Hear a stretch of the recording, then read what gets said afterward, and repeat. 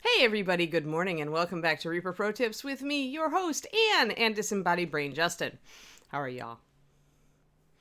Like, Justin's just drifting away. Like first we lost Kiri, and then Justin's disembodied, and like pretty soon it'll just be me sitting here. It's like I'm gonna have to get a new puppy just to have like somebody else to introduce. Otherwise my whole spiel is knocked off course. Yeah, you know, Twisted Oma. You miss a day. You find a day, you lose a day. It's all good. It's all good. Hello, everyone. No, you're always here. You're not drifting away. All right. Good. That's reassuring, Justin. Not that I wouldn't mind getting a new puppy to introduce, but that all that kind of thing. Hello, Bob and Julie. Good morning. Ah, second vax. Good, Inara. Sweet, congrats. David and I were just saying we're actually kind of excited, although we're thinking that it's going to be screwed up just because so many people are going to want it so quickly. But California opens to everybody on the 15th, and so we're like, ooh, and then we're like, oh, the other 16 million people are going to want it too. So we don't expect. Hello, oh boy, miniatures den. I just saw you working on a lizard man, Luca. Looks good. Commission work, I assume. I painted a fair number of lizards for commission over the years and for eBay. They are kind of fun just because they're also angular and gives you something different to do other than human skin, right? Hello, it's the alpacas. Woo! Oh, congrats, Bob and Julie. Awesome.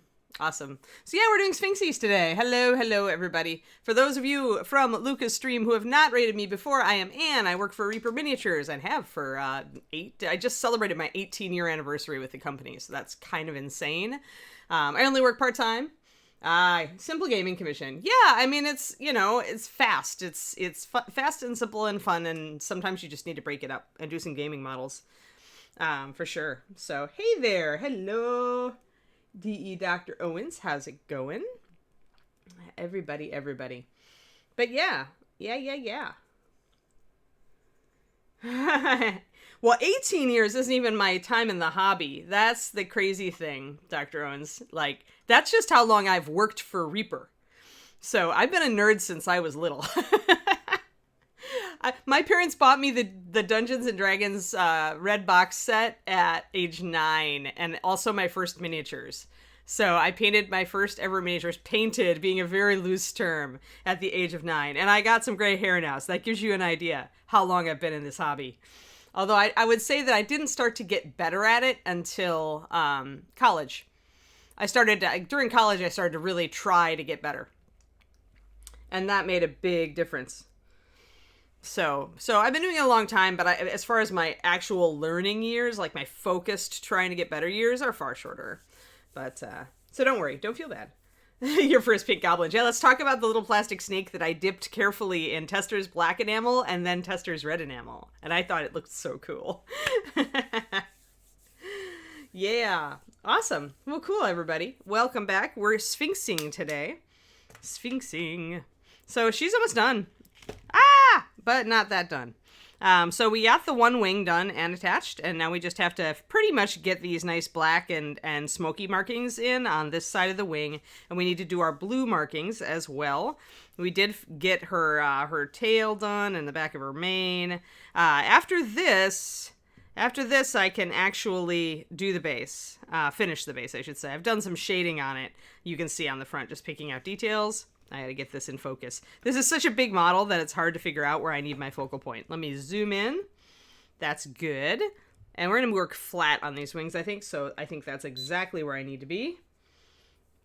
Yeah. It would be really, really cool if we could all be vaccinated for the con season. Wouldn't it be nice to have cons again, guys? Painting competitions and painting classes and in-person seminars. Man, that'd be so good. You aren't having bad side effects? That's really awesome. Bob and Julie, I'm glad to hear that. I would hate to hear about two of my favorite people having bad side effects, but several other people I know have had side effects. So, it is what it is. Where is my... Darn it.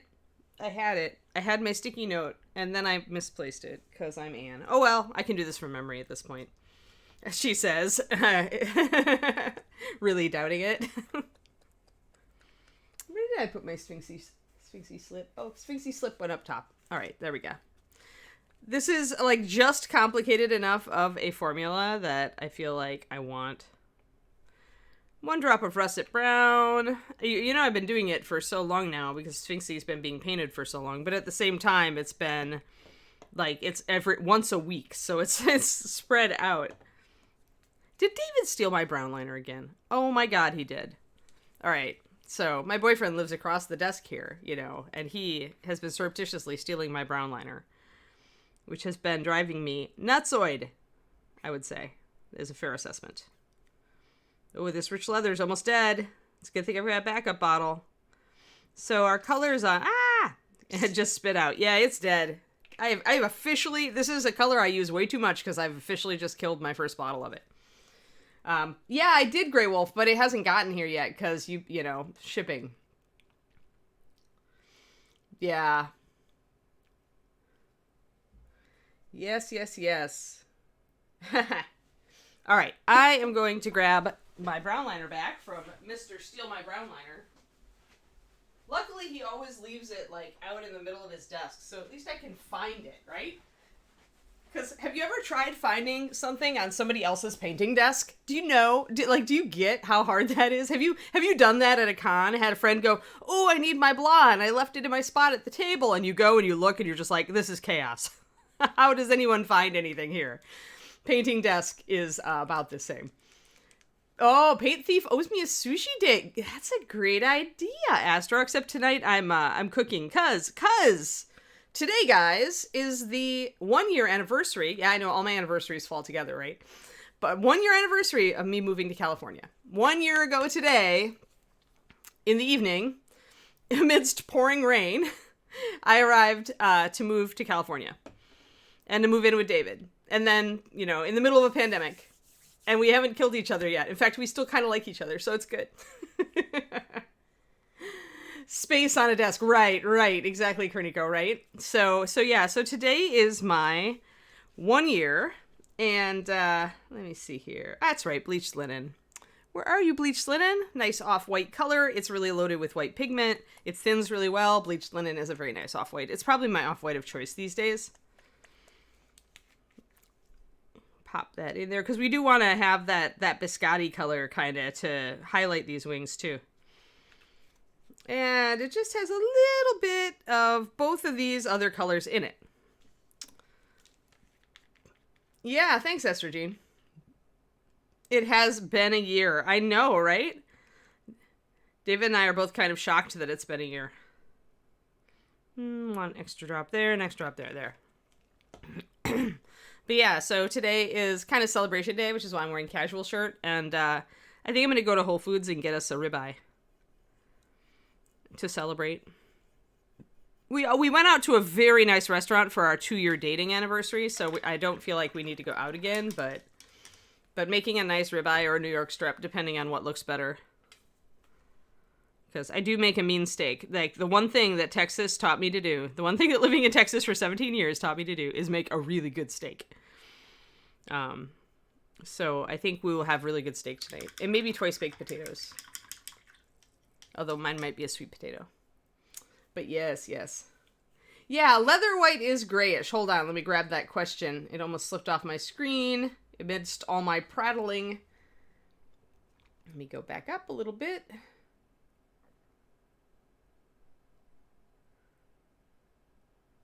And geez, it's really hard to navigate. Arg, Twitch, arg, everybody. There we go. Bleached Linen, leather white. There we go, Shadow Spawn, I see it. Yeah, Inara's got it. Like, leather white is very gray. And Bleached Linen is a warmer color. On the other hand, Bleached Linen is not as yellow as linen white. So you can see the color difference there. I don't actually keep leather white on my in my drawer. Like, it's not one of my go-to colors. I would rather, if I want a grayed out color, I'm probably going to use like a foggy gray or misty gray. The one thing that leather white is very good at, if you are using the stone colors triad, leather gray is a natural highlight for weathered stone. So that is something you could use it for. But generally in off-whites, if I want an off-white at all, and I use a lot of pure white instead, but if I want an off-white at all, I'm going to reach for one of these guys. I either want a very golden color, or I just want kind of a neutral. This is my favorite for animals, I think, Bleached Linen, which is why I use it on Sphinxy. Oh, pork tenderloin's so easy, Twistoma, but if you haven't salted it, salt it. Like, pre-salting is a thing. That thing they make you do to turkeys. For pork, I think it's really important. Because I do a lot of pork loin roasts and pork tenderloins. We always salt it the night before if we can. If you can't salt it the night before, cover it, like, just salt it and wrap it in cling wrap and put it back in the fridge. Copiously salt it. It really helps the flavor. And it helps the tenderness as well.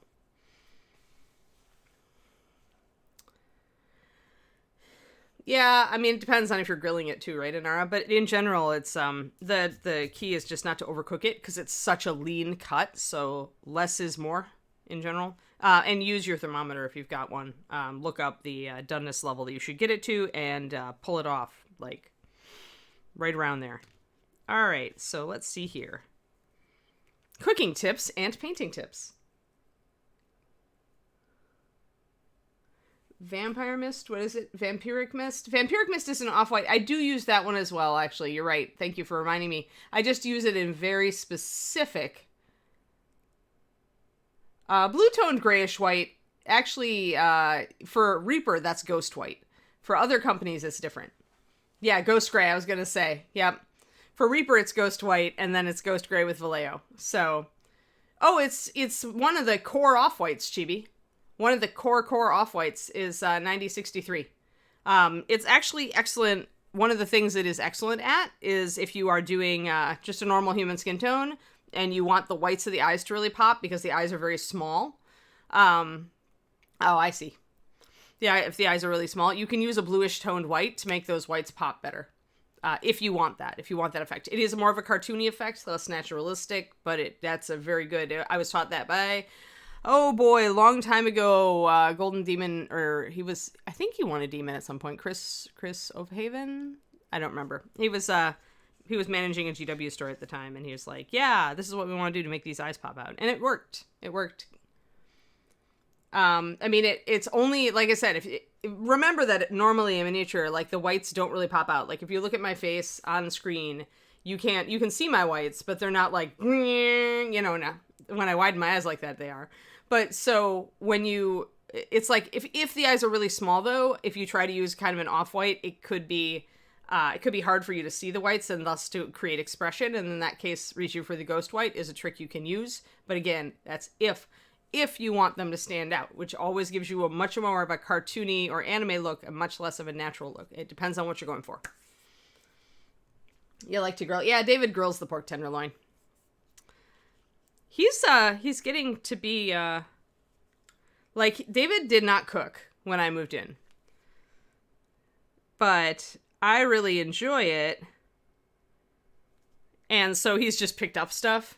Just cause, like, he's sous chef for me, or he'd help. And now he's creating his own repertoire of food that he cooks, which is awesome because when I'm really tired, he can just, step in and make something. Hey, 12 months! Happy sub-anniversary, Selmari. Thank you for the sub-anniversary. Yay! Hey, and your 1 year is my 1 year of being in California, so you subbed right after I moved. But yeah. I haven't ever done the pork tenderloin on the cast iron. I always do steak that way, but that's because the fat content of the steak tends to cut the smoke just a tad. I find.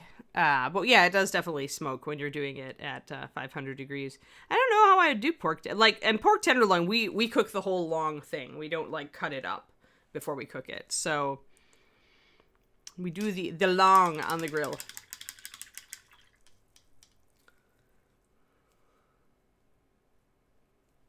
The single life. Oh yeah, sous vide. If you're gonna sous vide. Man, I will admit, I do not have a sous vide machine, and the thing that keeps me from getting it is the fact that it takes so dang long. That and the fact that I have no problem cooking like knockout level steaks without a sous vide, so I'm just gonna go there. Yeah, yeah. All right, cool. So let's get on this wing. So I am outlining the feathers slightly, and we're also adding a pattern here. So I've got a bit of brown liner, straight up brown liner mixed up here. Brown liner is a nice, if you haven't used the Reaper liners, they're slightly different. They're built in a different base. They're a little more transparent, so they lend themselves to more subtle effects. You can also use them just almost full strength as a regular liner, just to line everything if that is your style. But they're very versatile because they also make great washes because of that additional transparency. So they're very good natural shaders, especially brown liner, gray liner, and blue liner. Those are the core colors in 90, 64, 65, and 66. The core triad of liners. And they're just, like I said, the base is totally different from our other paints. So it's a little more fluid out the bottle. It's a little bit more transparent. So very useful, and I tend to use it for this sort of thing, like using pure black, and I have used a little bit of pure black on this animal, but on animals usually I don't go straight for a pure black. So when I want something a little more subtle and a little more natural, I will go for the brown liner. All right, so I think I was mixing kind of a half and half actually, and these are thin, but they're not thin enough. I know they look thin, but they are not thin enough. The more subtle effect you want, or the more natural you want it to blend right away, get your paint thinner. I don't even know, I haven't added in a touch of that yet.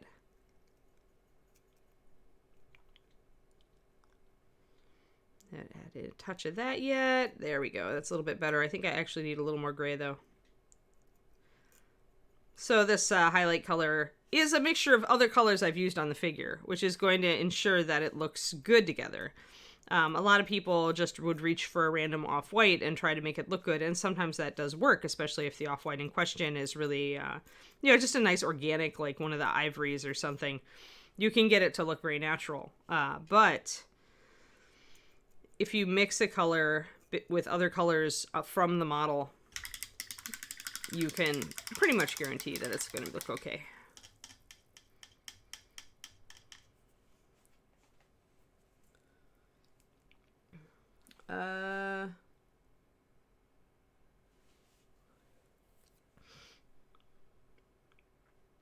Yeah, I just go for the 500 degrees right off the bat, or most of the time to avoid like totally setting off every smoke alarm, I'll go for 475 for the steak. But yeah, everybody got a different thing, and as with mini painting, with cooking, all that matters is, did you get the result you wanted? Awesome. All right, so very gently, and this is more of painting with a wash than anything. And it's not just going to be a line, remember. We're going to take some water and extend this down, just like we did on the other wing. Kind of spread it out. You could even take just a damp brush now and blend in this really fast. So this is actually not a super work-intensive or level-intensive approach to wings. It's actually quite easy. And if I was doing a gaming model with wings, I would just do this sort of thing to outline all the feathers and pretty much stop there, right? Just to get a little bit of definition on them. I might even, I don't know that I would put a wash over everything, because if you want this light color to stick, you don't want to dirty everything up with a wash, because that's what washes downside are, right? The GW washes are very good about not like super dirtying a surface, but even they would, like on a light color like this, they would really tone it down and change the color. So I tend not to reach for washes for that reason, not in the traditional sense, but I do mix up my paint to the level of a wash, and then I just put it where I want it. And exercises like this, although you may look at this and say this is a pain in the butt, they have the advantage of building your brush control. Yeah, and that's why I stopped doing it, Dr. Owens, because it cost me time. Like, the wash did not save me time. I actually timed it back in the day when I had been very dependent on washes, especially because I was, painting my Wood Elf army for Warhammer. And what I found was that just painting the wash where I wanted it actually made me a faster painter. And it cultivates, as I was about to say, this sort of thing may look like a paint at first, but what it does do is it cultivates your brush control also. Because you're doing details, and whenever you are practicing details, you will increase your brush control. If you never practice details, your brush control probably not going to stay, it's going to stay at a certain level. So that's like kind of the bonus. So I started doing this and my brush control got better also as a consequence of that action. I do go back and touch up if I get a watermark line. Weird, Inara, reload. Is there a planer here? Whoa. Whoa, if there's a planer. Hey, there is a planer. Crazy talk. Crazy talk. Hi, planer. Long time no see. So yeah, then I will take my color and go back and kind of, blend in if I see a real rough watermark. But in general, yeah, I got a little bit. See, my paint is a little bit thick, and so it's drying a little bit with watermarky lines. Not a blend. Not a blend, but that's all right. It's working. So you can see kind of, we'll compare, because I'm just starting with this layer. I do want to outline this layer because I can see I did it on the other side. My liner is really thin. You can see how thin it is. So it's almost perfect layering consistency is what it is. So why it's that thin is that I don't want a harsh line here. I want more like a natural shadow. And so the liner still has enough presence after thinning for it to make a good line, but it's a softer line.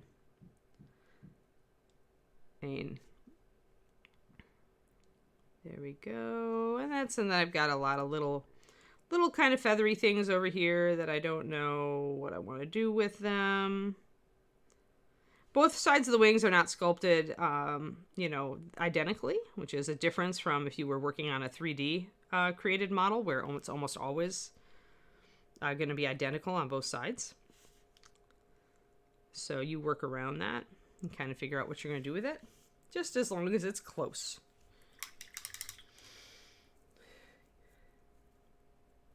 Yeah, today is the 1-year anniversary of me moving to California to be with David.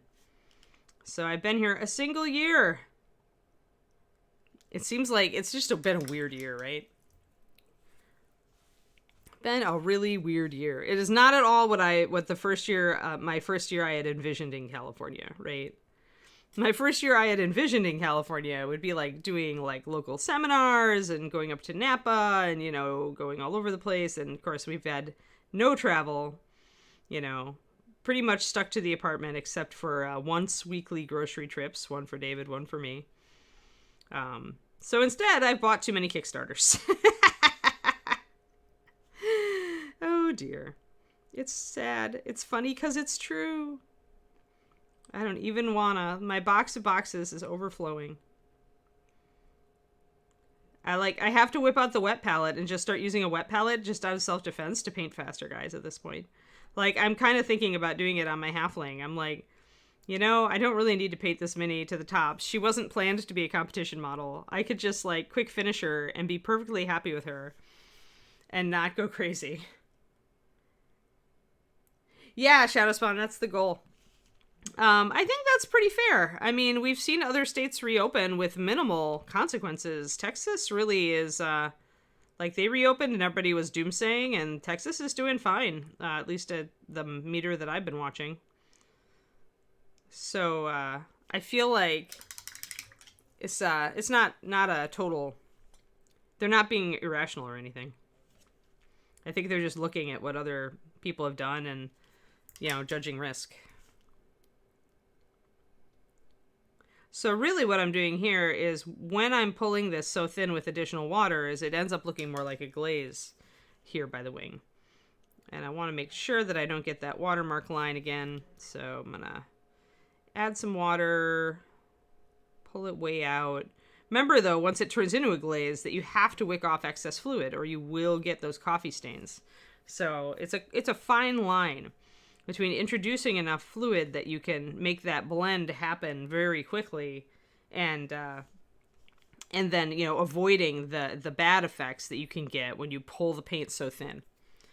But I find that on a light color like this, it's worth the effort. And it's not really that much effort. Yeah, exactly, Kroniko, right? Yeah, I do that. Yeah, we'll see. We'll see, Shadowspawn. I mean, if something really bad happens, I mean, but that's also a big, like, that's a huge event. I don't know. We'll see. We'll see. I tend to lean toward the opinion I read a while ago, just a few months ago, I think, in one of the magazines. There was an opinion piece by a doctor. He was essentially saying that he thought we already had a good portion of herd immunity. Like, he was essentially saying there have been a lot more infections than you think there have been, probably, and so I'm thinking that most people are resistant. But, you know, I understand also wanting to stick to, you know, what we know. Like, science wants to stick to what we know, and we don't know everything, so. There we go. So we're just, again, subtle shading. And it's starting to look the same on both sides, which is great, because then we can do our blue and we can get our other wing attached to Sphinxy. And then it's very close to done. Pretty soon we can start Fungal Queen, who I'm totally out to lunch on what color I want to paint her. I need to look up pictures of mushrooms. Get some ideas. Reopening, yeah, I mean, David works out here in the tech industry, and they're talking about partial, I think, like, doing like 3 days on, 2 days home type of thing, just to avoid having a ton of people at the office all at once, just to see how that works. I think being cautious is okay. I'm cool with people being cautious. Everybody's got to do what they feel good about. So right, exactly, Nomad Zeke. We got a ReaperCon hotel just in case. Although I'm willing to bet that ReaperCon goes, like, it might be less attended. Like, I feel like we won't get as a high of attendance, because we broke 1,000, I think, last time. And that was, like, the first time we had hit over 1,000 people at a ReaperCon. This ReaperCon is, you know, always been a little bit of a smaller con, because it's an art-focused con. And I think it's still off of a lot of people's radar. But yeah, so I don't think we're going to break 1,000. I think that we'll probably... It depends, really, though. I mean, if a lot of states reopen and we don't see huge consequences, people are already traveling again, then maybe it will be. Maybe I'm wrong. Maybe everybody's going to explode back onto the con scene because we've all been, like, craving it for over a year, right? Yeah. Yeah, only 1,000 tickets set to be on sale. Makes sense, Grey Wolf. I would be surprised if we got 1,000. Like I said, not unless everybody's just, like, so con deprived that they're all like, ReaperCon! And they, like, you know, just go crazy. Well, maybe. I am cool with a smaller ReaperCon. I remember when ReaperCons were tiny. Because, you know, I was there helping to start ReaperCon. I remember, like, only having, like, 50 entries in the painting contest.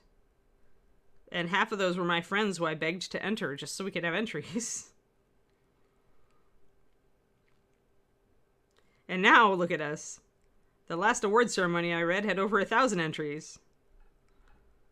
So, you know. I always say I'm so proud and happy because of how the MSP Open has grown. And that's due a lot of thanks to Ed as well, who put a lot of weight behind it. Like, he could have just ignored it and said, painting contest. But he actually got involved in it.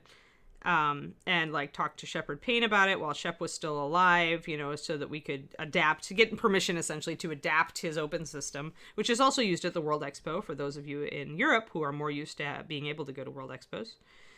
So that's the system ReaperCon uses for their quote-unquote competition, is the open system, as designed by Shepard Payne and modified slightly by us. To wit, we added our ordnance category is a little, like, less attended, I think, because most of the people attending are Reaper fans, and not a lot of them are into vehicle kits, but we we also have added a diorama category because that is something that, Reaper fans are totally into. So we added an additional category there. But we don't split stuff by genre like the World Expo has gone to, I think. So we don't split off like historical from sci-fi fantasy. Possibly because we just don't have a lot of historical entries. But I've always felt that those things can be judged on a pretty level playing field. Yeah, we ran out of medals. Yep. Alrighty, so we've highlighted a little bit to bring back some stuff, and now I'm going to do those little tiny black markings on her feathers. And I need black mixed up anyway, because I need to black these, the wingtips on this side, so that I can work in the blue. So we need to work in the blues. The back side's done. Just need the front side. Alrighty, black. Where'd I put you? There it is. The bot is stalking you, Inara. Well, Crows and Bones, just start painting, because you can enter as many models as you want, and I feel like the best strategy is to enter multiple models, because the judges will choose whichever one they feel they can score highest. So, I mean, paint whatever you want. Do a good job. Use it as an excuse if you want to try to improve or try a new technique, or just paint for fun and just enter a bunch of stuff and find out which one we think is awesome.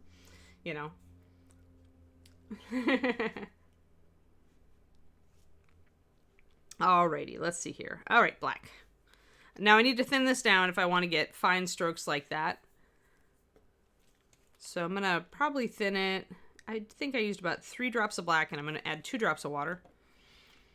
3 to 2 and see how that goes. Our black is very, very high coverage, so you can thin it quite a bit and still get a good line off of it. And you can test that on your palette, by just kind of, well, first of all, get paint off your brush. So if you don't get the paint off your brush, no matter how good your tip of your brush is, you end up getting blobs, guys. So what you really want to do is rinse out your brush, reload your brush, and then test to see how fine a streak. See how much, much finer that is. So that's the difference between using your brush with a ton of paint on it and unloading your brush first. You don't get as dark of a line because I've thinned the paint a lot and you're not using as much paint, but you get more control. So yeah, go for it. The biggest thing that I can say to you, Crows and Bones, is that if you have an idea, start on it now. Don't sit there and think about your awesome idea or you will never get it done. If you are enthused about something, you got to dive in while it's hot in your brain. Or it will fade and you will no longer be as excited about it, and then you will not do it. From my own experience, this is how it works. Yeah, just start. You got to just start. There's nothing about it. Doesn't matter if you don't know how to do it, just start. You'll figure it out. Or you won't, and you'll move on to another project, but at least then you'll have learned something. Heh. That would be funny, Inara. Hand sanitizer, affects my hands badly, so I've been more of the gloves type over the course of this. So remember, we're moving kind of in a crescent. We're making strokes that are in line with the way the feathers parts are coming out. Let's get closer. Move Sphinxy out of the way. But yeah, in my experience, if I am excited about a model, I need to move on it then. Which is why I've actually put away all of my fresh new models from all these Kickstarters. Because I know I can't work on all of them, and if I keep looking at them, I'm going to get excited about them, but then my excitement is going to ebb. And that would be a shame. So if I put them away, then it's almost like I kind of forget what I've got, and then when I go to look through my box, because I can start a new model, I get all excited, and then I can regain my enthusiasm. I'm going to add a little bit of a dark shadow right under this line of feathers, just to trim them up a bit.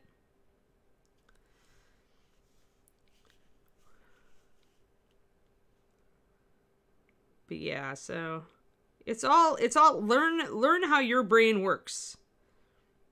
And then trick it. The wolf is actually sitting over my shoulder, Grey Wolf, Big Wolfie. But Big Wolfie is on the table, off the table until Ms. Halfling is done. So Ms. Halfling needs to get done, and she's got a lot of freehand and stuff to do on her. So I did work on her the other night, but I also have been working on commission work a lot. During the week, I tend to work more on commissions, so Ms. Halfling doesn't get any work on her. And then on the weekend, I let myself work a little bit more on my own projects. All right, I need to reload, I think. Oh, wow, Inara. That's fantastic.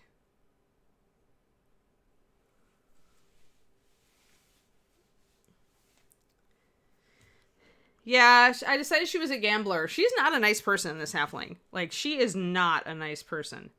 And wearing pink or nothing. She's just the pink assassin. But yeah, we based this, I did this on stream on my own channel, and we decided to pattern it after the Three of Swords from Tarot cards, which is normally 3 swords sticking out of a heart. But because she's a gambler, it's going to be spades, because spades is her shtick. So... And spades is also the suit of playing cards that is affiliated with swords, the suit of swords in tarot. So it made sense for a little halfling assassin rogue. But yeah, the more I paint her, like the more I detail her, the more I get the idea she is not a nice person. Like, it's just in her face. So I am painting a villain, essentially, which is new for me. I usually don't paint my models as if they are villains.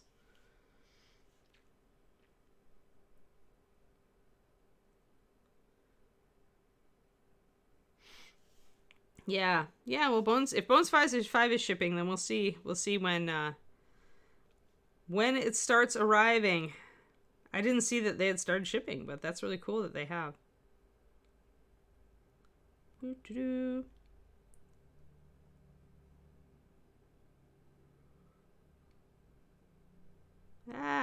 Okay. So now we're getting to the point where we're losing it.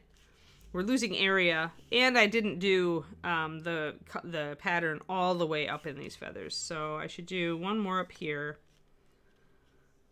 Yeah, I think I did one more up here. And at this point, when the feathers are half covered, it's more of a scallopy kind of mark. And I did actually use a little bit. I'm going to grab some brown liner and bring these feathers a little more into focus. Get the edge.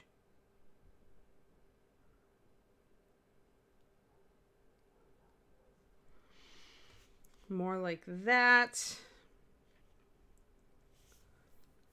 Oh, it's not shipping. You won the prize draw. Got it. Okay. You were lucky then. Very lucky.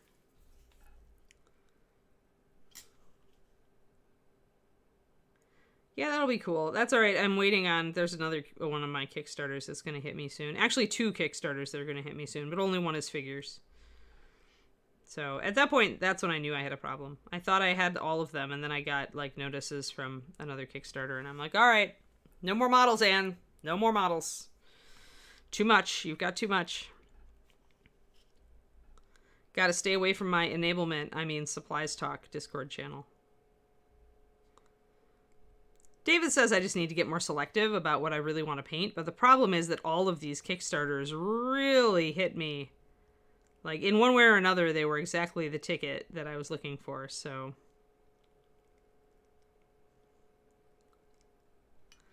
Alright, a little bit more highlights. I think I might add a little more highlight onto the other wing as well. Now, it's attached, so I'll have a little bit, I'll have to kind of cradle it. This is why I always paint wings, when they're not attached, is because it's so much easier. You can get a much easier hand angle usually on them if you paint them when they're still unattached. It's so much easier. Here I've got to fight with the Sphinx and where my brush is coming in. So your wife is going to have kittens. Well, that's nice, right? Yeah.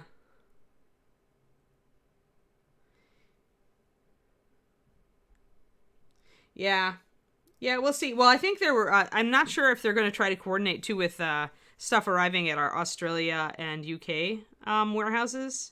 Like, it would be kind of suck if... well, we have stuff in the US, but our stuff hasn't arrived in the UK and Australia, so... Well, we're going to fulfill it US, and the rest of you have to wait, for 3 months or whatever. I think... Plus, I thought... Did all of the containers come to Reaper? I thought we were still, like, missing one. But usually, I mean, what Ed has done in the past is... Yeah, I think I want just a little more highlights up here, too. What Ed has done in the past is he'll look at the stock that we have on hand, and he'll start to slowly fulfill just the orders that have all of the items we have. So, like, what tends to happen is one of the containers maybe won't have, you know, like X-Dragon. And X-Dragon is in, you know, 65% of pledges. But we could start shipping the other 35%, you know, so that don't have X-Dragon. So I know that we've done that before to just get things moving because, you know, so much stuff. So much stuff. At least we have a lot more room to put containers now with the purchase of the lot last year. Aussie Hub fulfilling first? Oh, all right. Well, good. Then the Australians get the jump on the rest of us. Great. That'll be a nice change, right? All right, I think I like that. I like that. I like that. These are good. That's good. I think I may have glazed to bring those patterns down a little bit, so I'm going to do that. Build a very small pale glaze. A lot of times glazes are used for darker or more saturated colors to bring some, you know, to take down chalkiness and bring back some vibrancy. But I also like to do light glazes sometimes. They're a little trickier. Because colors with a lot of white don't like to go transparent because white is such an opaque pigment. So when you do a light glaze, like I just painted over these feathers to make them a little less dark, you gotta be careful. And I do gotta come back and dab off. I pretty much dried off my brush and I'm just taking all the excess off of that. And I'm trying to pull it from the edges of the feathers so I don't interfere with where the paint has gone over the black patterning because I want the black patterning to be a little less stark. I do this a lot with animal markings if I'm using black because black can be such a huge punch when you put it on something light. Like it really stands out and it looks like it's not a part of the feather. So putting a glaze over the top of that helps it integrate with its feather. Yeah, we'll see. I mean, Ed will give updates as he can, I'm sure. All right, so now let's take that black and let's put some black on these little feathers edges where I've darkened them down already. Moving right along, everybody. Hey, is it stretch time? Yeah, it is. Wow, almost right on. So I'm going to just dab some black onto these guys and then we will take a stretch break.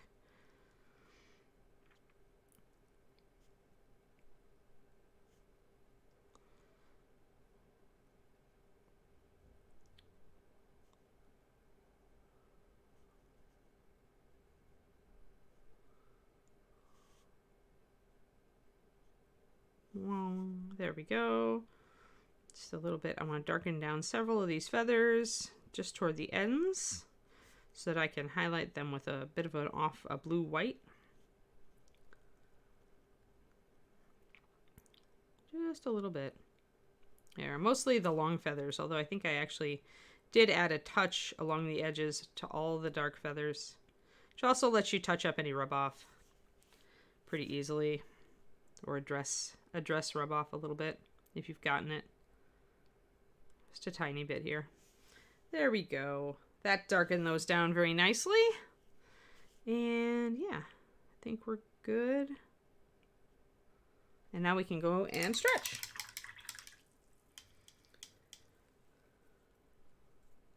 Yeah, that's just the nature of the beast with the shipping, I think, Cornico. That's all right. I mean, it's like, at least it's going out. It will reach you in its time. Oh, today is my, I didn't wear my Reaper shirt today because I felt like it was a day off. Because of my anniversary. So I wore my NPR shirt. My Planet Money shirt, which is new. All right, stretches. Stretches. Please, if you've been sitting for over an hour, please stretch with us. It can only help. Especially if you have back hurts, back aches and pains. There we go. Whew. And then the behind the back stretch. Which helps a lot also. And the other stretch. I'm waiting for the weather to get warmer, although I guess in the 60s it's really nice walking weather, so I shouldn't really be asking for 80s. But I am waiting for more warm weather.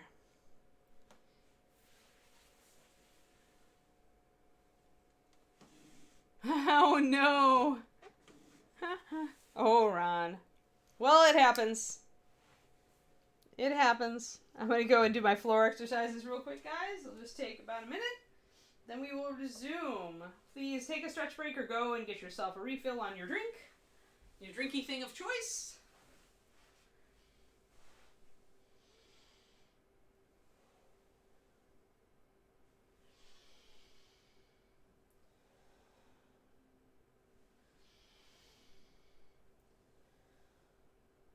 Just doing a little bit of yoga stretch.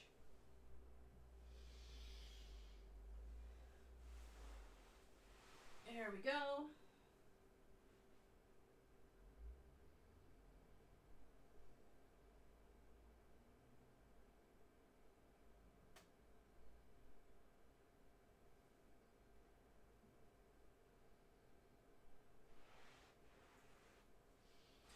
There we go. All right. So many beautiful minis. I probably need to take yet more of these minis and put them out of sight. I kind of have a few too many boxes sitting on my shelves over here too. Internalized squeeing.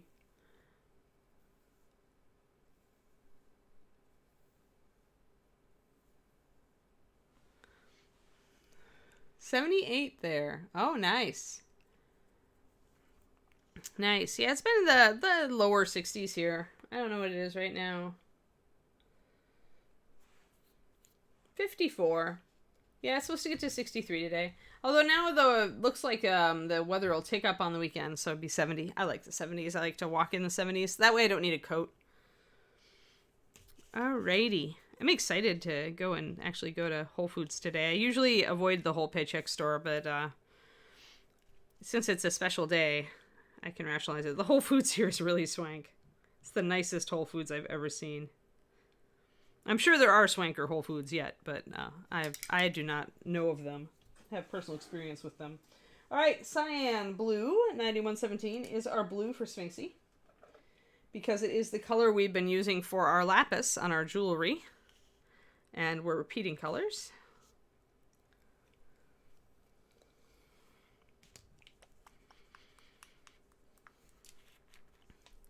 So we will get that queued up, or we will try to convince it to come out of the bottle.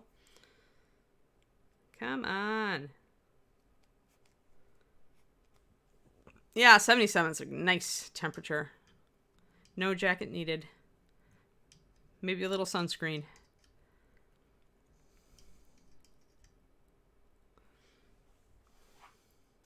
That's what I'm waiting for.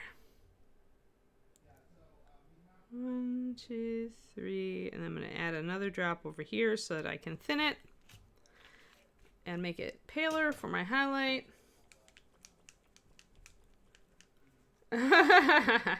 That's funny, Cornico. I can't squee. You were squealess. Distraught because you were squealess. I would have probably bounced uncontrollably, so, you know. If I can't verbally vocalize, I tend to express it in bouncing. Which would probably also have alarmed birds, so probably not a great idea, but, you know. I think I need one more drop. I think that was a little bit too much water in my cyan. Boop. Oh, 65 during the winter is too cold for me. During the winter, I get really freezy really easily. So, during the winter, I tend to 68 is my minimum. And I actually prefer it around 70, 72. There we go. Got our highlight. This makes such a pretty blue when you add white to it. So there's the cyan and there's the cyan highlight. Yeah, we've got a cherry blossom tree just across the street in the park. And I was I was looking at cherry blossom trees yesterday. We got all sorts of plants around here that there weren't in Texas. Like, I've got, at least not in North Texas. Like, I walked by, I discovered another bird of paradise bush when I was walking yesterday. One that I could get right up close to that had a beautiful flower blooming on it. I love bird of paradise. All right, yeah, I was just gonna neaten that up. Yeah, when I was in the house, I definitely would put on my flannel instead of raising the heat shadow spawn. But in the apartment here, it's much more controlled, obviously, because we got neighbors up top and neighbors down below, and then neighbors to the side. So it's it doesn't cost us nearly as much to moderate our temp a little bit more. All right, I think I need this even thicker. I think I added just way too much water. I tend to add a lot of water out the gate because I tend to work really thin, which is why I use a well palette. But sometimes you don't want that. Sometimes when you're trying to layer a bright color over a dark base, you really need it to be full strength or close. Get our blue chevrons on there for a little sphinxy.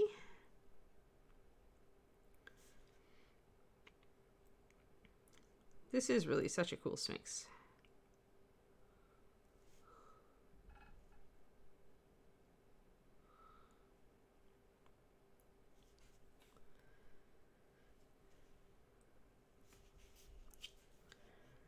Let's see here, and then we've got this one.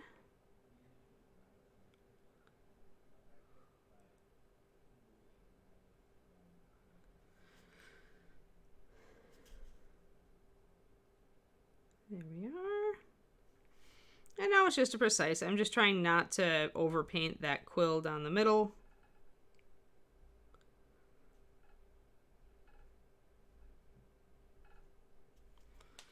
And get a nice strong color. We only do 3 of these just because I want the longest flight feathers to get the color.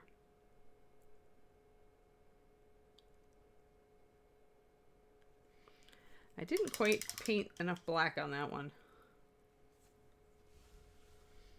Nice.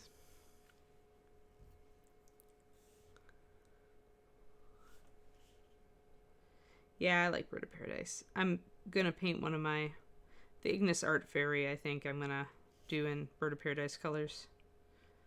I've been kind of plotting. But again, I've got this darn halfling. This is like, the halfling must get done, guys. The halfling must get done. Next time, I'm not going to listen to David. I'm just going to paint her quick and dirty and be done, because he gets to do that all the time. So, but then he looks at what I'm painting and he always assumes I'm working on something like super high level. And then I'm like, oh, I should do that. And then I get myself in this place where I wanted this model to be over a long time ago. So next time, I'm just not going to listen. I'm going to say, no, this is a quick and dirty paint job. He bought her for me, though, so that there's that guilt contingent, that my Catholic upbringing. I am definitely a lapsed one as of, these days, but that evil Catholic guilt, the ex-Catholic guilt, as I call it, gives me an idea of, like, oh, well, he bought me the model as a present, so if he wants me to paint it nicer, I should paint it nicer, and yeah, it's silly. Just silly. All right, so now we can go to our lighter color and we can start highlighting the outer edges here. I do actually need an even lighter blue than this, though. Well, yeah, it looks awesome, Polaris, but I mean, so would the other 2 models I could have started by now. And I'm kind of getting frustrated because, I am somebody who can only, unless it's a model I love beyond love, I'm somebody who only sustains a high level of enthusiasm for a project for a certain period of time.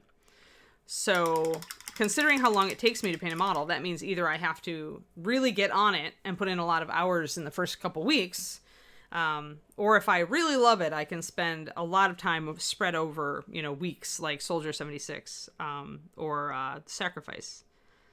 But this is a model that I think is cool, but it's not like one that I love. So, I mean, I just wish I could have started on other projects, that's all. And if I keep being stymied at working on it and it keeps taking more and more time, it'll get put in a box and put away just so I can start something else. Because I'll be sick of it. It's just know yourself, know your habits, know how long you typically can sustain enthusiasm for a figure. Plan accordingly. And if you feel like just painting something and not pushing yourself and not trying a new thing and not trying to do fancy freehand and all the rest of it, just do that.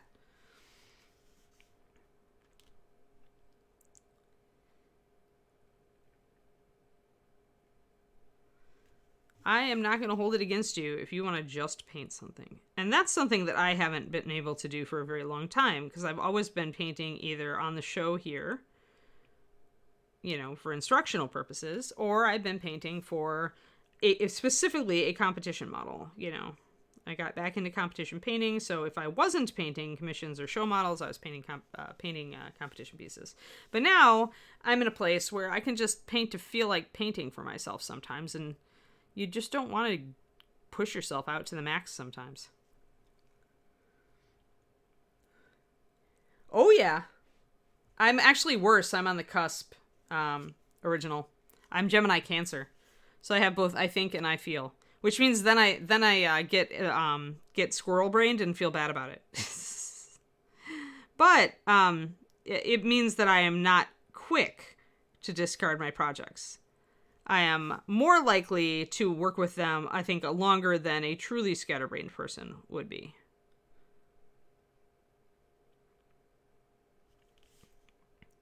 Like, I think that a true, you know, like, squirrel mentality would have given up on this halfling a couple weeks ago.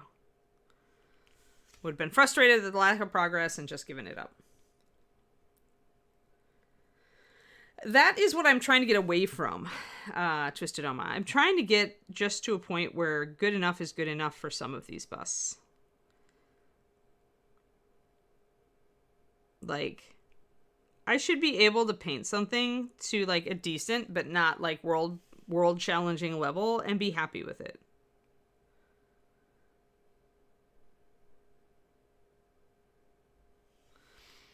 My downfall is that I tend to want to challenge myself and push myself and get better. You know, hold on, I've got to adjust my camera so I can get down here. There. We're running out of camera room here. Yeah, mine is June 21st. First day of summer. Midsummer is the best birthday. Best pagan holiday.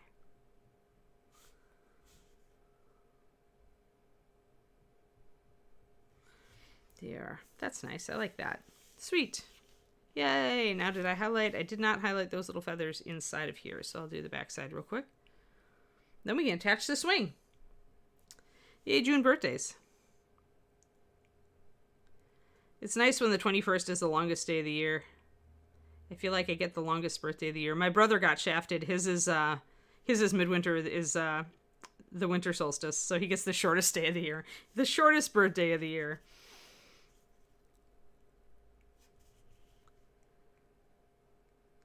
Let's see, just a little bit of highlights in here.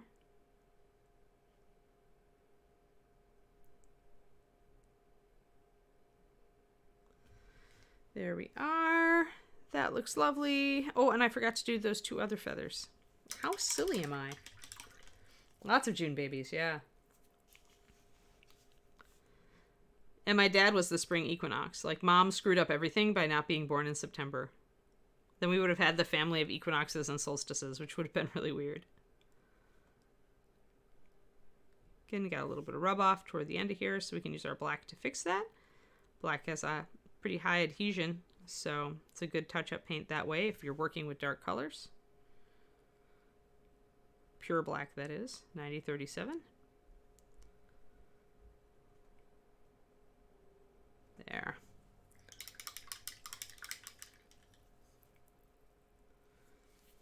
But yeah, I just feel like I need to just get going. And maybe working with the wet palette on the halfling would help me a bit. It'll be annoying when I have to do the micro textures. I'll have to switch to well, but I bet I could get a bit more work done on her if I just went for the wet palette, because it does encourage speed painting, or faster painting than I normally do at any rate.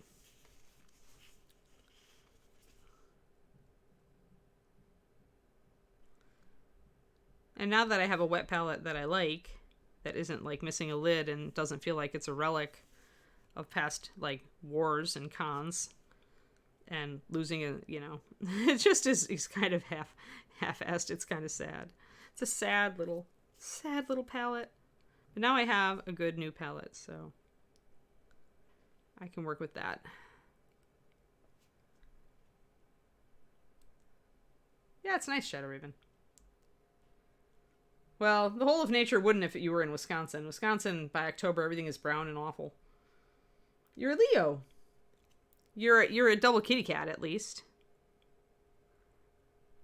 I am a rat by Chinese horoscope, which actually, the description fits me very well, so.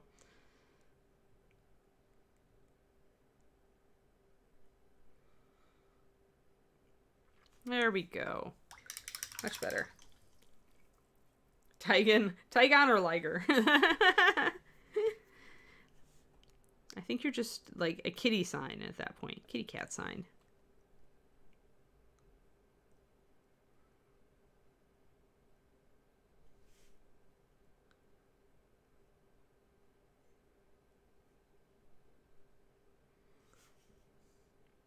Alrighty, we're almost there. We just need to finish these little bits, and then we can attach this wing. I'm excited. It's about time. And yet I'm gonna miss Sphinxy so much. We have a bit of base to do though. We'll do some effects to make it look like the parts of the base were painted once upon a time. Like just like in regular Egypt. There we go, and we'll get one more highlight on the edges.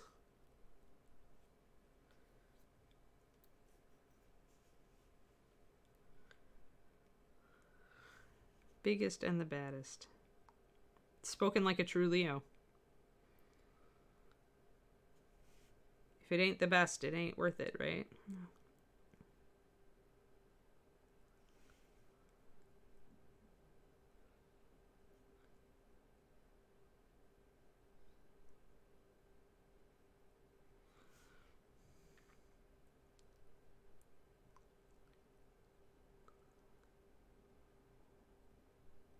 There we go. Yay!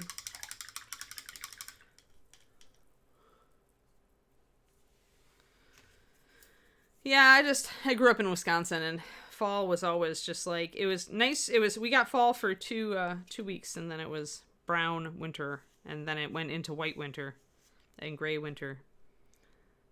I'm gonna throw some glue in here.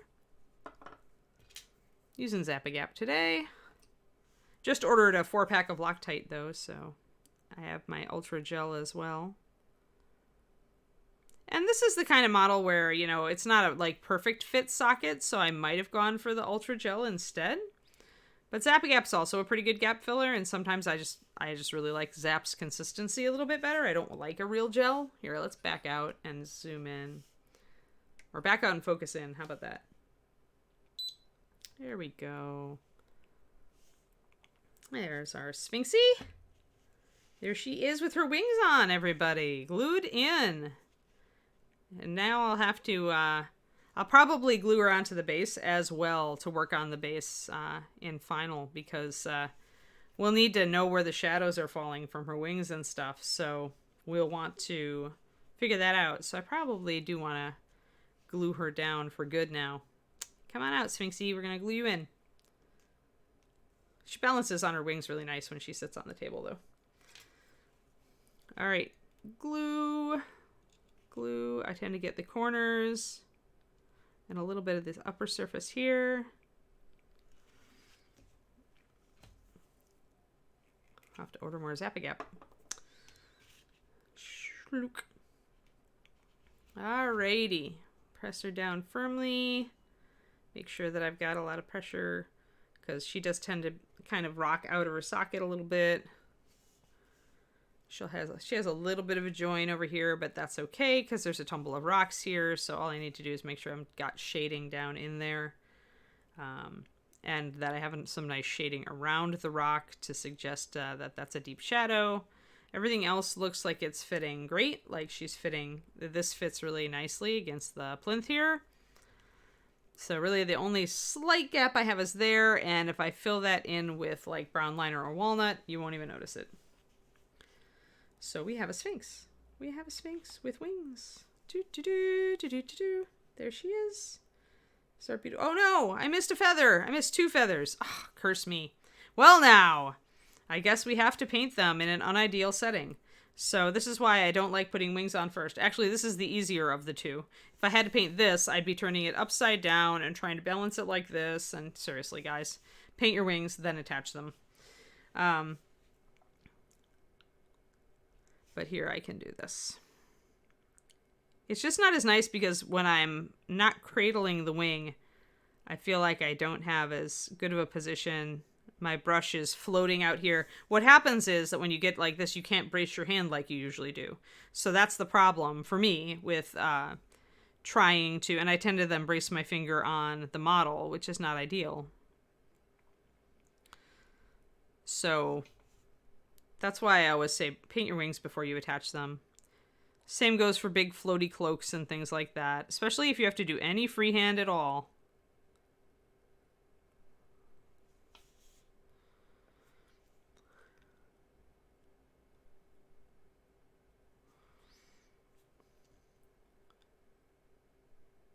Otherwise, then you end up like this, where you're trying to balance your hand in weird ways to get to the areas that you need. And you're trying to do that when you have to make fine, controlled brush strokes. Hi, Granny-Go. Yeah, she is nice. I do like my Sphinxie. She's just been a lot of hours of effort, and we're not done yet. So yeah, hopefully I can get her done by the time... I'll be putting up 1 auction a week in May, essentially, on my Patreon. So she'll be the last one. That should give us plenty of time to get her finished. I can't imagine her base taking more than 2 weeks. It might only take 1.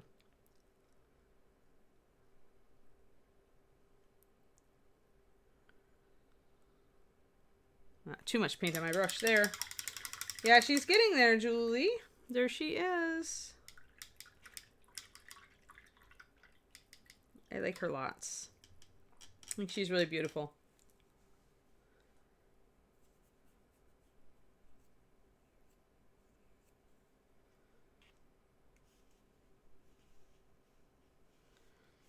You can green stuff it. Why would you not be able to green stuff it? No, man. I green stuff after assembly all the time and then just paint over it.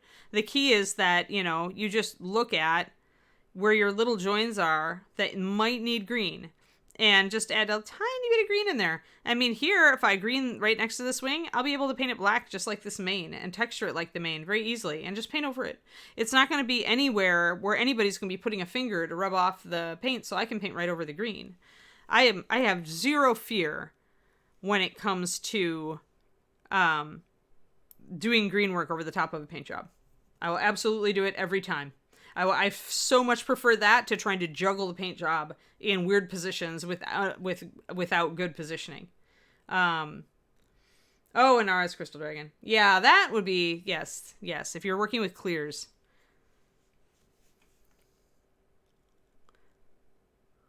I found the Crystal Dragon, or the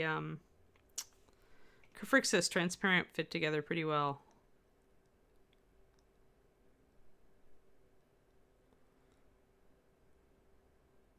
But the Gemstone Dragon also fit together pretty well, but I only had a resin of him.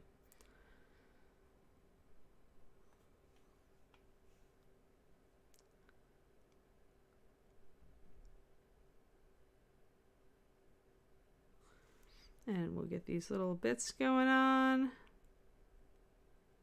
And this is where it's a pain not to be able to put it in a good natural position to paint these little details.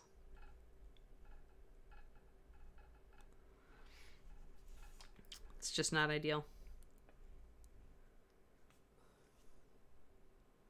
Max, you resisted until she was looking too good, and then you're like, I can't resist anymore. Tell them all it's Anne's fault when you order it. Put it in the notes. It's Anne's fault that I bought this. In fact, you should all do that with your notes.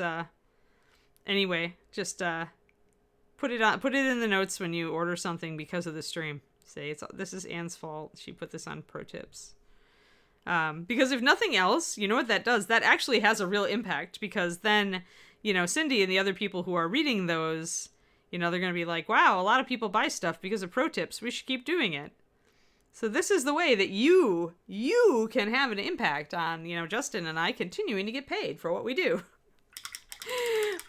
Blame us when you binge spend. Yes.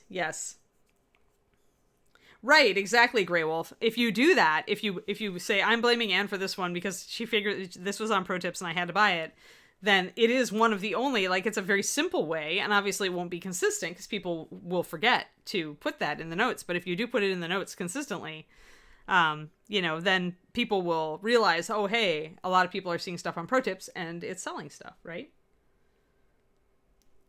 The riddle of the Sphinx is really, why did you wait so long to order me? So here we go, guys. Back shot. I think she's got a very pretty backside, Sphinx. This angle does not make your butt look big. Yeah,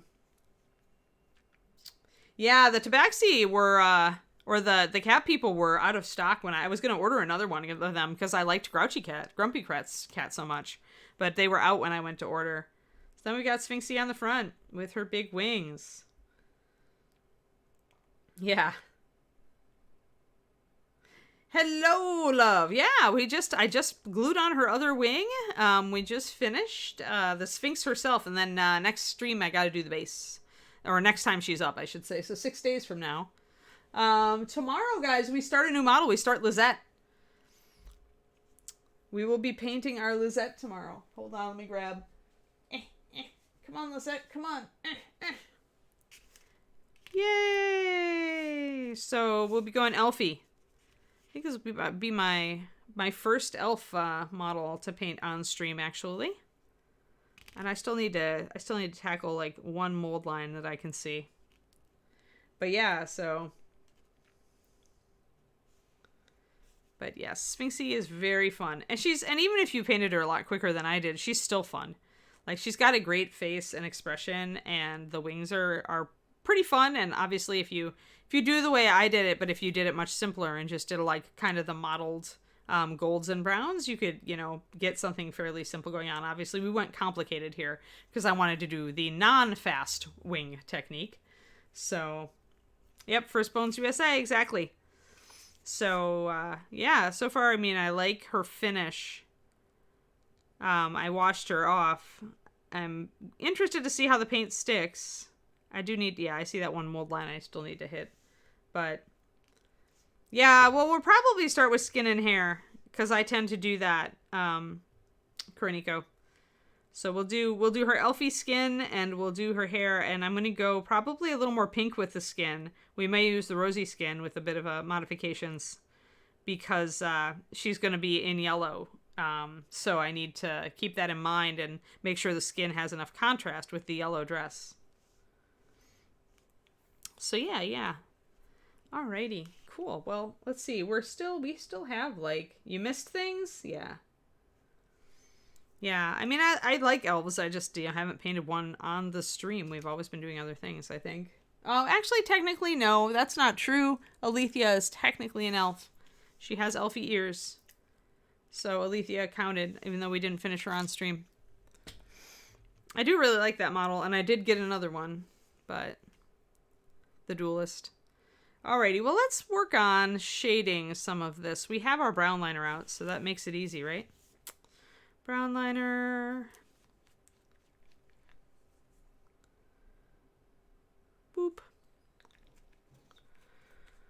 But yes, Sphinxy's looking good. So now we'll get our brown liner mixed up again. And I added another drop because I want to be able to do stuff a little bit darker. What we used here is Desert Stone and Desert Sand for the base. So I want to get some of that out.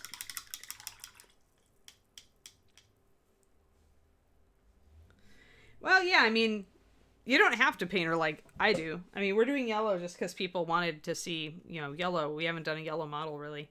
But you don't have to paint her like me. You could just use my guide on the skin, and then you could paint the dress a totally different color. Let's see, where is my Desert Stone? There's my Desert Stone. There's my desert sand. These are made to go together. Although I think I'm going to be making the desert sand a little bit more golden.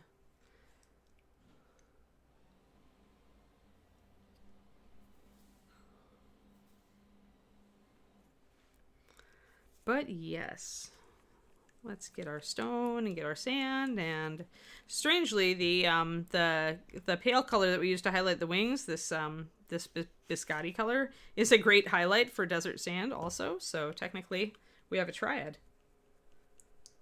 Open a new bottle on the shelf for a couple of years. You got pearl sludge. If it's thick but it's still paint, just add some water, sagebrush, and an agitator. Well, there should be still an agitator in it, but you may need to take, when it's sludgy, pop the top off, get some, I usually use warm or hot water because I find it mixes in a lot easier, and put like a few drops in and stir with a toothpick, few drops in, stir with a toothpick, few drops in, stir with a toothpick, till you can kind of loosen it all up and get it a little more fluid. Then put a few more drops in, put the lid back on and shake it. As long as it's like, it can be thick, it can be toothpaste thick, but as long as it still has like the ability for water to be mixed into it, then you can save it. It's fine. Now, if it looks kind of like cottage cheese and it's chunky, then it's dead. Or if it's like just water and it won't go back in solution, then it's dead. But up to that point, you can absolutely save it. Yeah, no problem.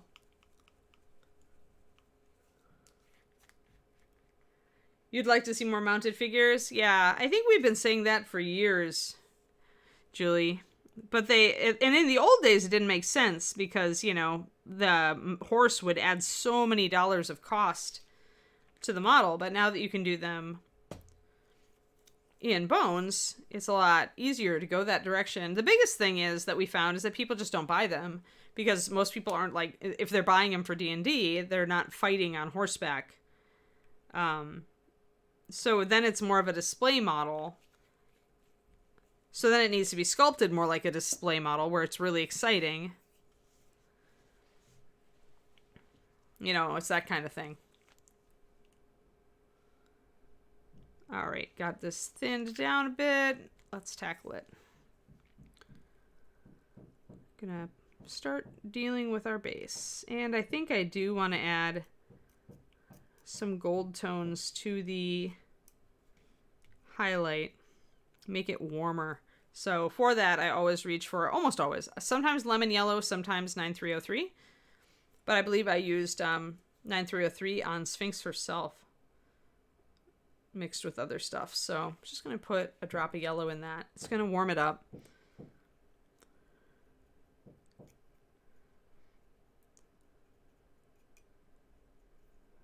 Golden highlights imply more of a sunlit day. Grayed highlights will imply more of an overcast day.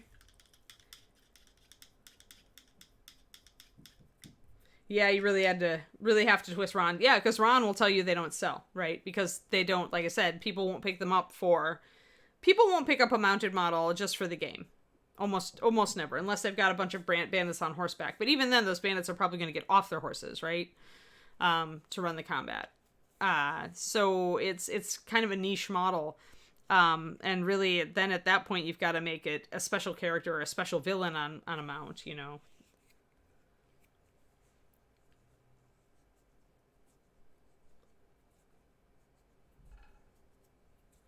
Kerniko, I think that I've suggested even that Julie do a Dragon Rider for us because Sandy did one for our, that was the 2000th model, I think. And it just seems fitting that Julie would also do one for us. So I'm going to try to block in some highlights here and see if I like this color. This is made from our biscotti color, adding in some 9303 NMM Gold Highlight. NMM Gold Highlight is not just for NMM. And I want to look at areas which are going to be hitting the light, which are going to have the light hitting them, rather, sorry. And concentrate on those. Another tip for if you're trying to do to suggest a particular lighting is if you're doing somebody in full sunlight, the cutoff between highlight and shadow is a lot more abrupt often, depending on what kind of surface you're dealing with.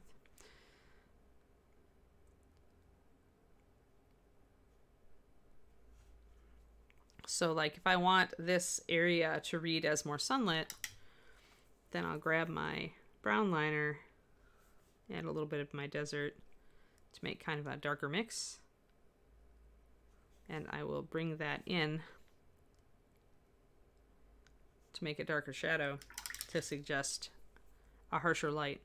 So essentially, a sharp demarcation suggests a much harsher or brighter light.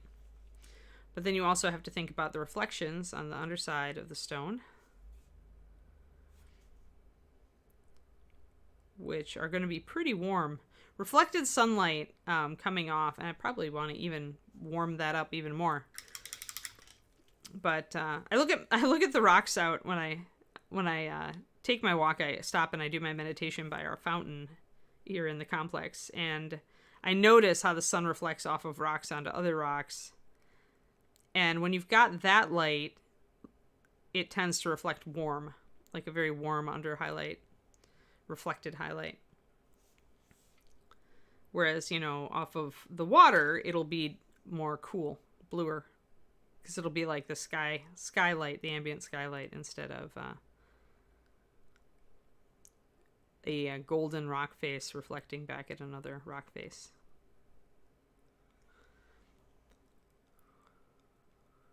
So I'm just kind of doing a test of concept here and seeing if I'm losing a bit of my warm browns here, so maybe I don't want to go quite that far. Maybe I need to make sure that my shadow color doesn't get too grayed out. And maybe I need to pop up the yellow on my highlight color as well, because that's reading more just white.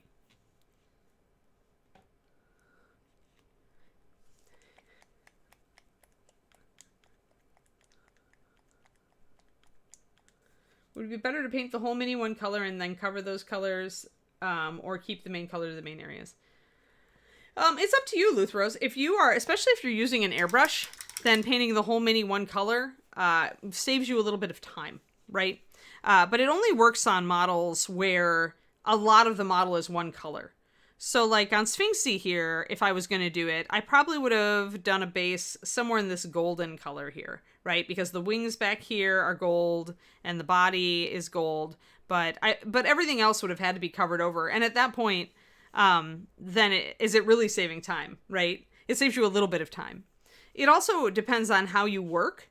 I like to paint one part of a model at a time. I like to really break it down. Like I painted her skin and finished it, and then I moved on to the next bit. Now you could do that whether you do a base coat over everything or not. So really, again, that's up to you. Either way, you're going to end up painting a bunch of the parts. It's just going to save you a base coat on one part.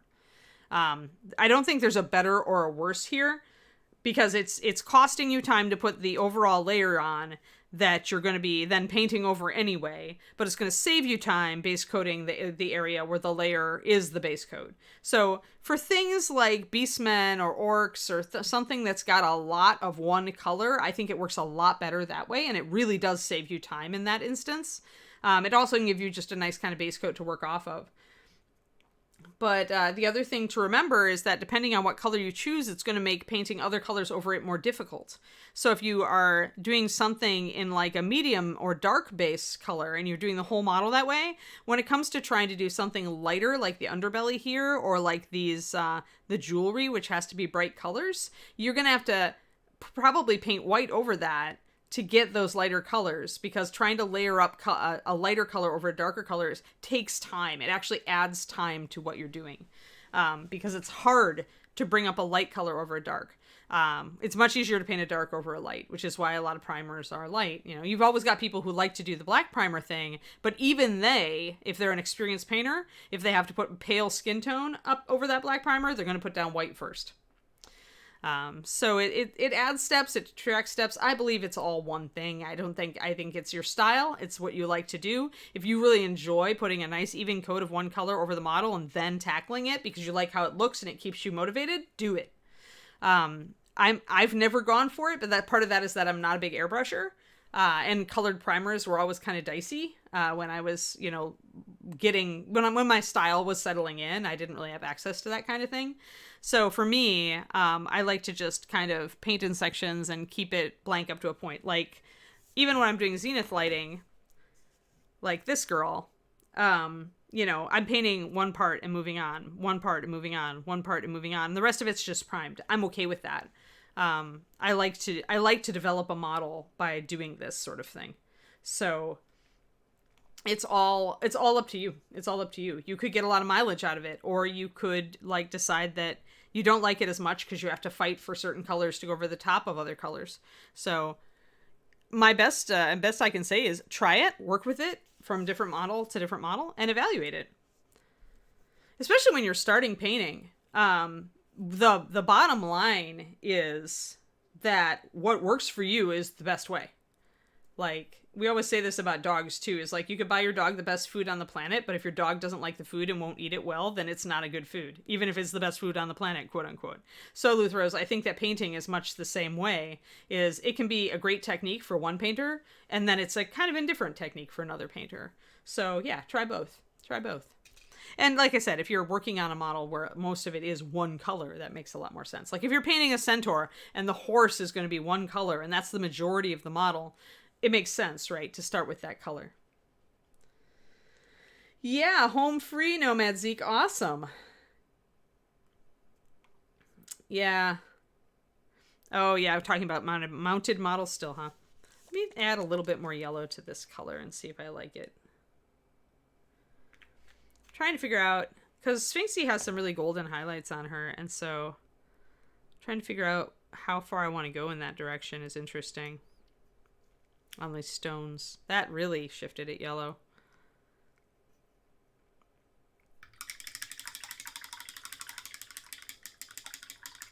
Right, Luth, but if you don't try, if you don't like do things that test your brush control, you don't get better. So I mean, you're still going to have to paint sections up against that first section, right? So you're going to have to work with your brush control no matter what. But if you never work with it, it won't get better. So just consider it an exercise. If you want to build brush control faster, I always tell people the way to do it is with lining. Like even if lining each individual feather is freaking you out inside, like just doing it is going to make your brush control better, because what builds your brush control is building muscle memory. And the thing that builds your muscle memory is repetition. So don't be afraid of it. Just go for it. Yeah, like I have on my Patreon, actually I haven't done a Patreon plug yet this episode, so I'll do it now. But on my Patreon, I do have a PDF from, I think, one of the first PDFs I did on building brush control faster. And it's just kind of got some things to keep in mind to kind of up your brush control. And it's just basic tips. So I think it's in the I think it might even be just a $2 level. Like I considered it an elemental thing that everybody should know. So I usually price those really cheap. But my Patreon is patreon.com/paintingbig. I do, there's a lot less distractions on there. I do a lot more targeted tutorials. When I do the Twitch stream here, it tends to be all over the board. We talk, food and cooking and, all sorts of crazy things. And so the Patreon's a little more focused. All right, so let's see here. There's still some light there, though. Yeah, no problem. Yeah, I mean, but in general, like I always tell people that lining is the best way to build your brush control really fast. Might be a pain in the butt, and your first attempts at it might be like really, really globulous. So Lithros, the other thing to remember then, if you are going to try to build your brush control and you're afraid that you're not like hitting your areas very well, question, do I have the right brush for this? Does it have a really good tip? Am I thinning my paint enough so that my paint can come off my brush nice and thin? Am I unloading my brush? Like, don't load your brush up to the nines with paint. Just load it like a third of the way and then dab it until most of the paint comes off. That lets you draw a very much more thin, controlled line. So it might not be your brush control. It could be your brush. It could be your paint consistency, or it could be the way you're loading and unloading your brush. So it's not just always you. So that's another thing to think about. So when I load my brush, I'm using thinner paint. I have a brush with a killer tip, which these are more expensive, but they also last for years. And I'm loading only like a third of my brush up, and then I'm taking a lot of the paint off of the brush. And that allows me to do really fine detail. And then because that takes away a lot of the angst, even if you're not perfect with your detail, at least you're able to do a fine brush stroke and you'll get better. You'll have less frustration than if you don't, use a good brush, if you don't thin your paint.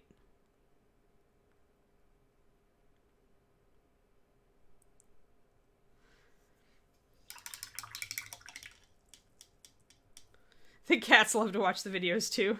That's funny, Kroniko. They're like, yay, more Anne! Kroniko's cats think watching my brush paint is really entertaining.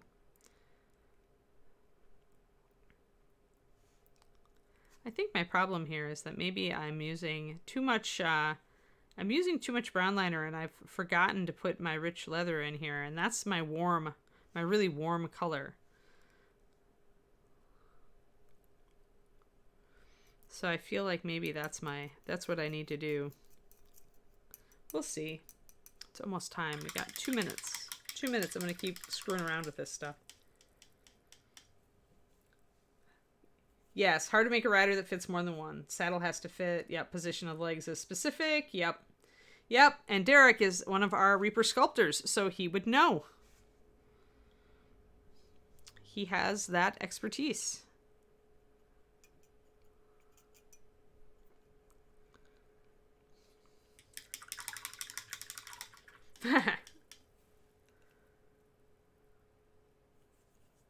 Still progress. Yeah, Sagebrush. After that, it's building. It's building on what you've got. It still takes time to build brush control, but at least then you've got maybe... I'm going to warm up these rocks. Just a glaze. So see how I glazed that rock? I just put like a lighter color and this rich leather again. The paint I just ran out of. Well, okay, I have another bottle, but I finally ran myself through one entire bottle of rich leather. So now I have to officially add that to my like colors I use all the time list.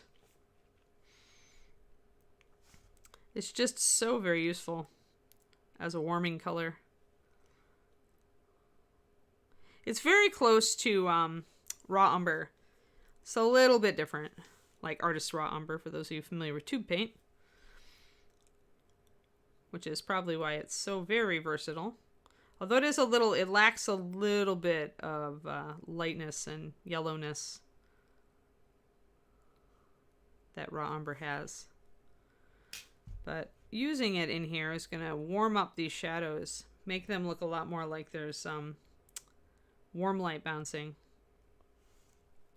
See how that warms that up.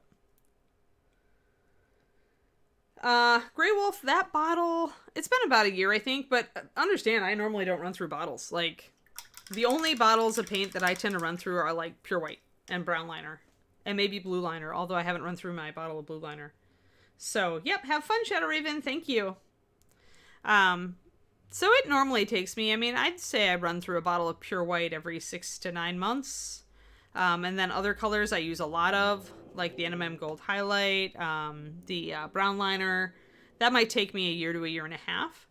So I think the rich leather, I have just been using in everything. Like I use it in NMM Gold, and I use it on animals for that golden brown natural color. I use it, it's my base for NMM Bronze as well. Just highlighted differently. I use it all the freaking time. So it's not surprising that I'm running out of it.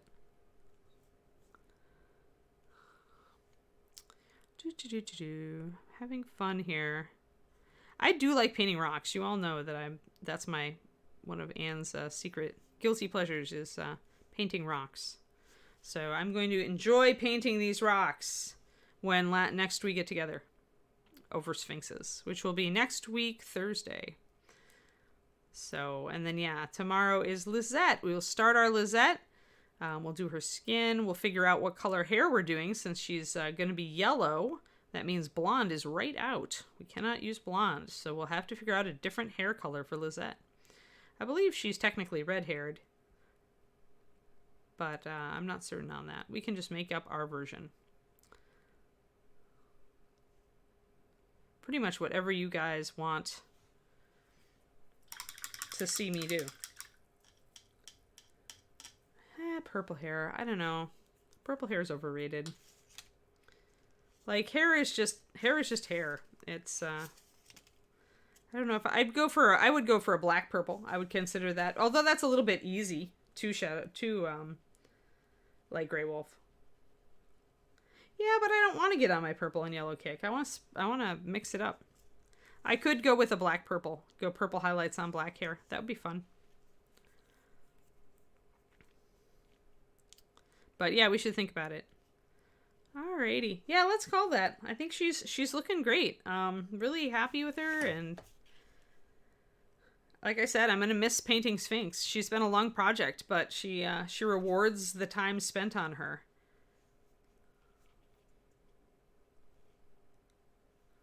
Pastel pink for Lizette.